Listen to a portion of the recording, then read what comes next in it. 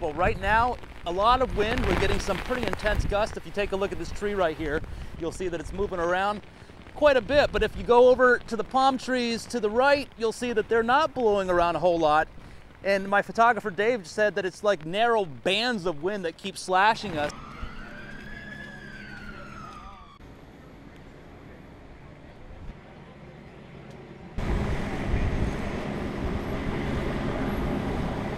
This hazardous weather outlook is for west central and southwest Florida.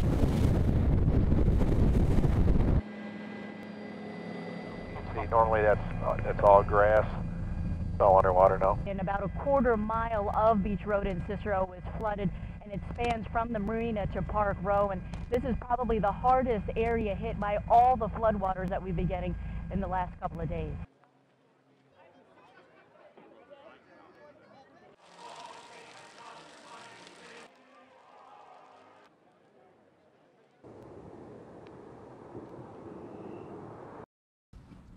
Softball and baseball, level swing. Some field somewhere, reach back. This is our life.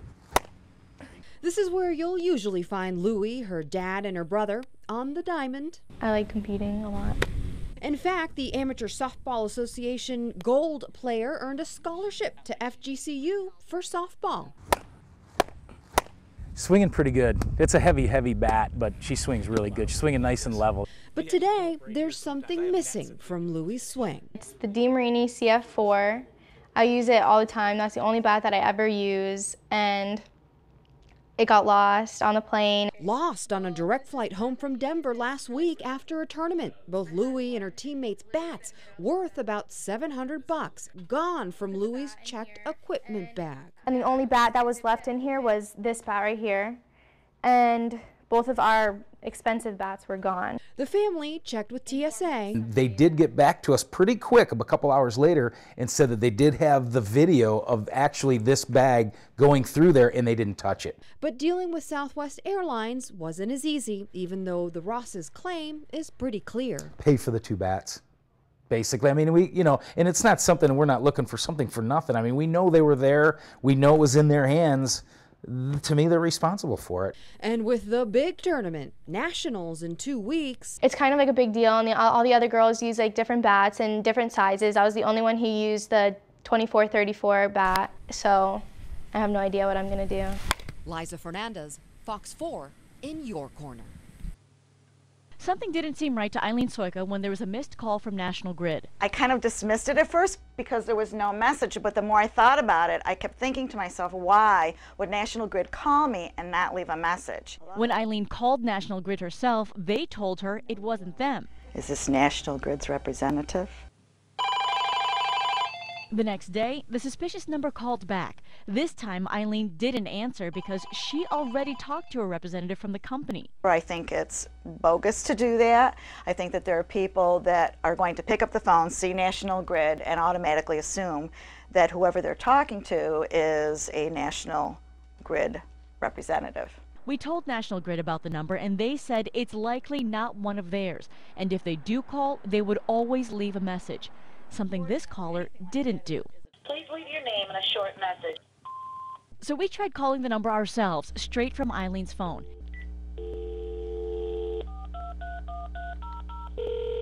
After a minute and a half of ringing, no one answered, not even a recording. It bothers me to think that they're expecting me to pick up, but they aren't picking up on the other end. What happened in Eileen's case is most likely something called spoofing, a technique where the caller tricks the person on the other end into thinking they're someone else. Are you surprised that no one answered? I'm not surprised at all. Not surprised at all. And I'm glad I didn't waste my time on it. But hopefully this will help somebody else, that if they see that, they'll be suspicious. Raquel Asa, News Channel 9. Nearly 2,000 flags are spread across the grass surrounding Auburn Junior High School. Many lessons have been taught to children on this field. Today, the focus for visitors young and old is American history. I hope we never forget. That's all. It's sort of like I'm at the age where I was like 4 or 5 at Pearl Harbor, But it's one of those dates that you'll never forget. It brings back a lot of bittersweet memories, the bitter being all the tragic loss of lives. The sweet memories are how our country pulled together. It was a good symbol of patriotism and love for your fellow man. Each small red, white, and blue cloth was bought as a tribute to someone lost. The goal is to offer those who are old enough to remember an opportunity to reflect and heal. It's very humbling, to tell you the truth. They walk through here and everyone wants to find the flag that they got, but several people walk through who don't have a flag but see names of people that they know that have passed. And for those too young, perhaps an opportunity to understand from those who do remember how one moment changed a nation. To say, my God, it's been 10 years. Look how much the world has changed.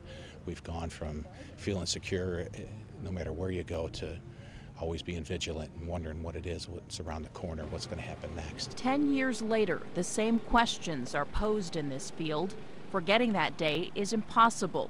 Remembering to live in the moment is part of the healing. Tammy Palmer, News Channel 9. It's not exactly easy to capture the spirit of thousands of SU fans, but it is easy to hear them, especially when some of their favorites come back to Cuse.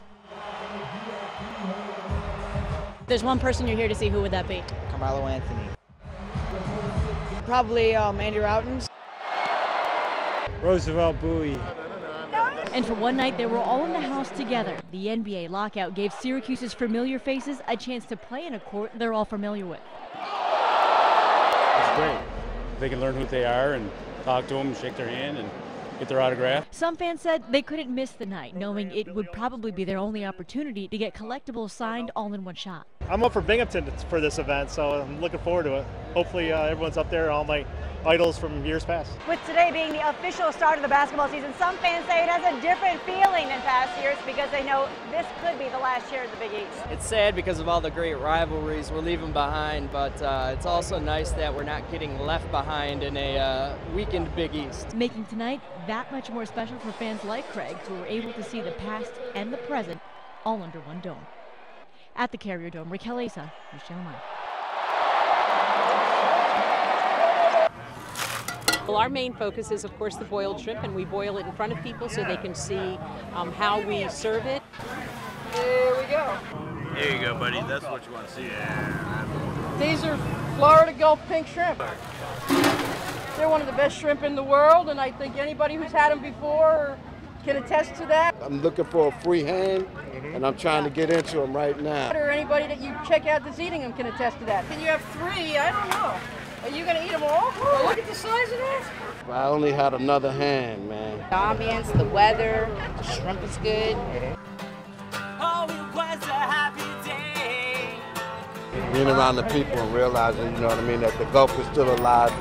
It grows because we get new people on Fort Myers Beach, I guess. There are a lot of vacationers who actually do come just for the festival, and they plan their vacations around it. How you doing, folks? You always need a Shrimp Festival t-shirt. Sauce is open. I want some of that right there. Hamburgers, hot dogs, cheeseburgers, folks. We do have a lot of booths where if they want fried shrimp or if they want something else, there is a lot of other food as well. It's great. Too good. Some ice cold lemonade. It's great. Too good. Some ice cold lemonade. So, you know. I might have to get some more.